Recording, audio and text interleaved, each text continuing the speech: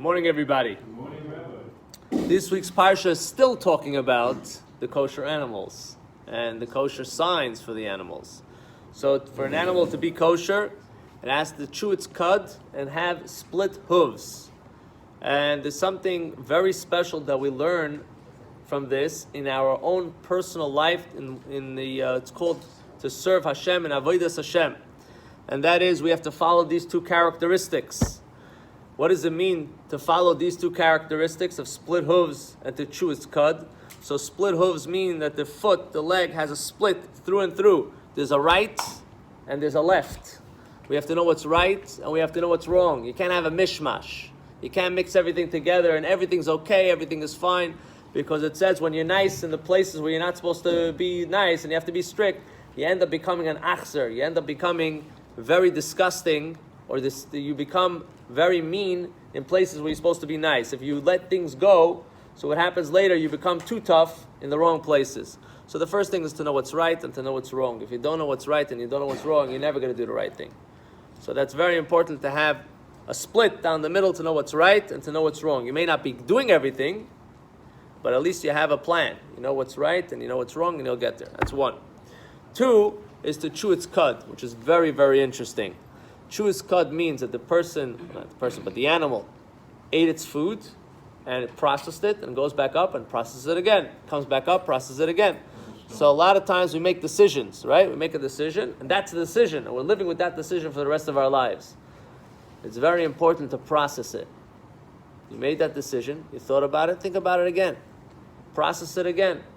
Because even if it was right when you made that decision, perhaps right now where you're holding in life, that's not the right decision.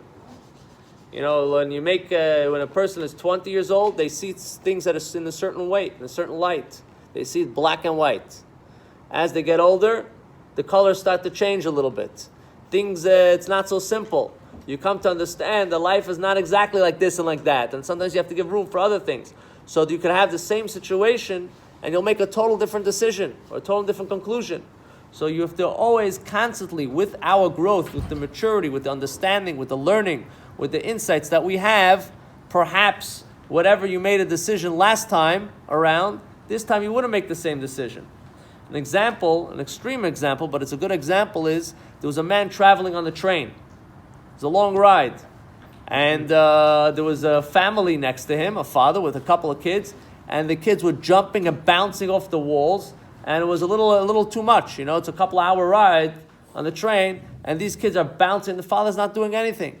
Finally, the man couldn't contain himself. He goes over to the father, and he gives him over the head. He says, "Excuse me, this is a train. It's a public place. People are trying to sit and, try to at least enjoy the ride or whatever.